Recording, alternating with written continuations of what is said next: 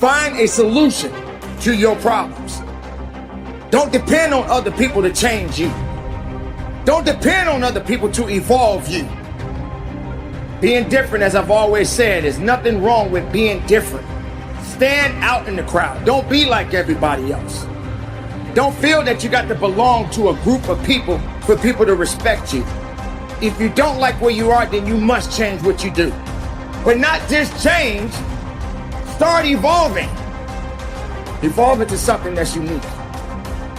Become something great. Believe in yourself.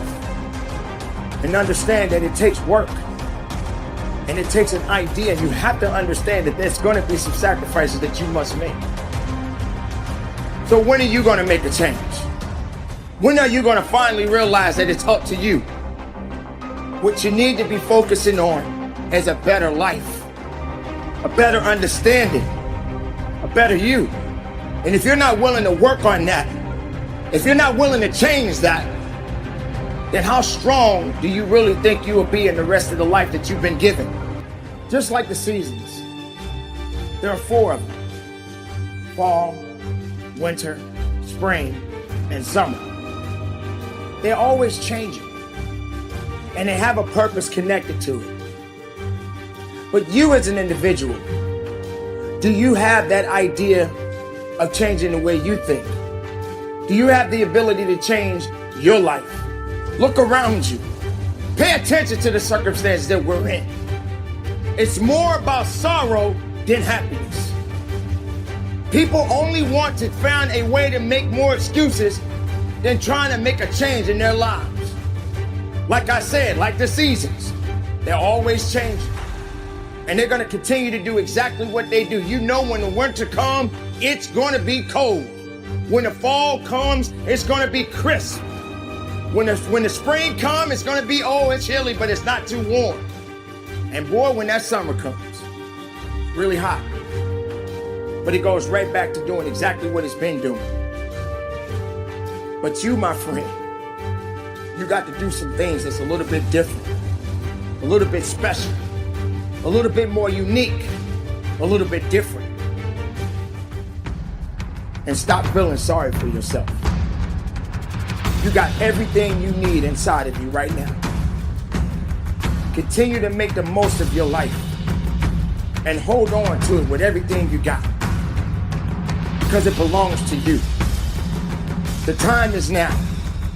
Make the most of your life. Be productive in your life. Stand strong in your life. I used to tell my guys all the time, I said, man, it's a big difference between somebody that works hard and a hard worker. I said, if you're somebody that works hard, you get what you want. You might be great. I said, you somebody that works hard, if Corona don't show up, like, you might kill it, you might crush it. If you're somebody that works hard, if they tell you what you want to hear and give you a certain level of validation, like, you might operate in excellence if you're somebody that works hard. I said, but brother, a hard worker, you can take it to the bank. I said, regardless of the situation, regardless of the circumstance, regardless of the challenge, they're wired a certain way and they show up and operate a certain way because they're being driven by something totally different. They got a certain level of integrity and character that's attached to their work level. Got a certain level of, I gotta do this because it's depending upon the people that saw something in me and invested in me when I couldn't see it in myself. And so I gotta hold true to that. Like, they got a certain level of staying power. Right? And so I got an injury September 9th, 2006, right? And I was telling people it hit me not in terms of the specifics of the situation, because I would never compare it to Corona. But the way it showed up in my life, it showed up very similar to the pandemic, right? The way it showed up, right? The way my life changed, the way one day I was on top of the world and I woke up the next day and the world was on top of me and my life changed forever and it never went back to being the same. I'm not the best at anything. I'm not gifted. I'm just driven. I'm a guy that came from nothing. Anybody's capable of doing shit like this. Anybody. And I sat in that tub. She put the water on me. She called my mom up. My mom was dating a doctor at the time. The doctor said, you need to get him to a hospital now. She came back in. All I want to do is call Chris Costin on the phone, the race director of Badwater, and say I can get it. So she said, I'm taking it to the doctor. I said, no, let me sit here and enjoy this pain. She said, what are you talking about? I said, I need to go to the doctor. I realized that. But I never thought it was humanly possible to do what I did.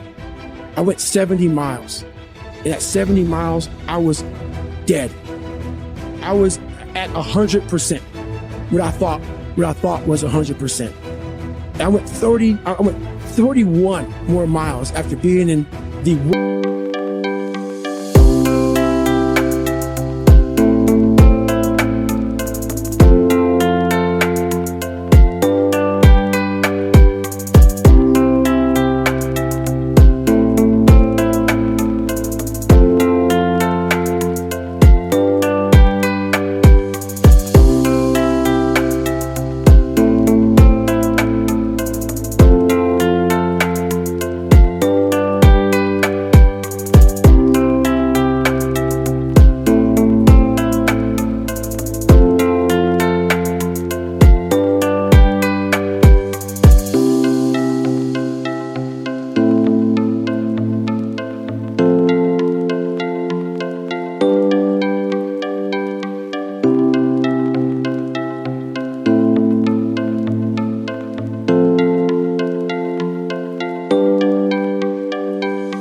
worst physical shape I've ever been in my life. As I sat in that tub and the waters hit me, it was the most amazing feeling of accomplishment. Right? I love football, man.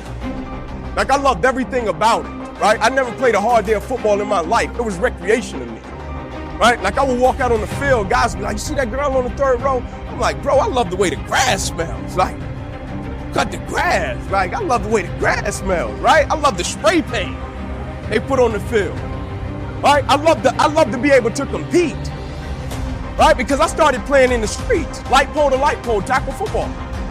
And so once I got on the grass, I was like, it's a gravy train, right? I was battle tested already. But I started playing when I was 7 years old, and my mother had me at 16 years old in Southeast Atlanta, and she took me back to 125 Warren. And at 125 Warren, it was a 2-bedroom home. There was 14 of us living there. And I slept on pallets every single day from the time I was a kid until the time I went to college. I did this. And as crazy as it sounds, it was the most amazing moment of my entire life. To come from this kid who was mentally torturing himself and was tortured, it's all to this guy now, who was able to overcome such amazing odds and obstacles. And I called Chris Cosmo, the race director at Badwater, and he said, the idea of a 24-hour race is to run.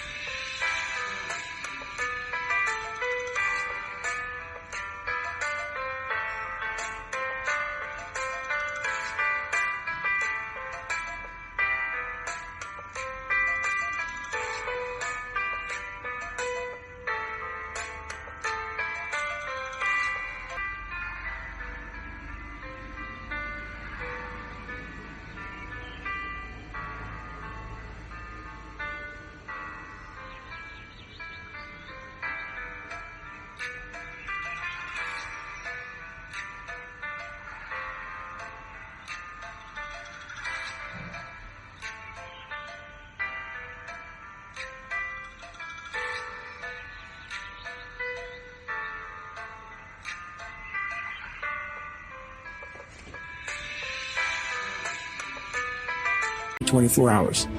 You only ran 19. And he put doubt in my mind that he would let me in the Badwater. 2 weeks later, roughly, December 5th, was this marathon that we all signed up for. I couldn't walk. I could not walk.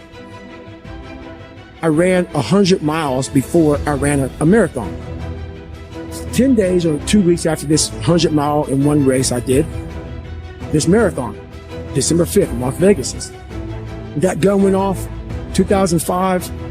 14 days after, I broke myself off and I qualified for the Boston Marathon. I ran 3:08.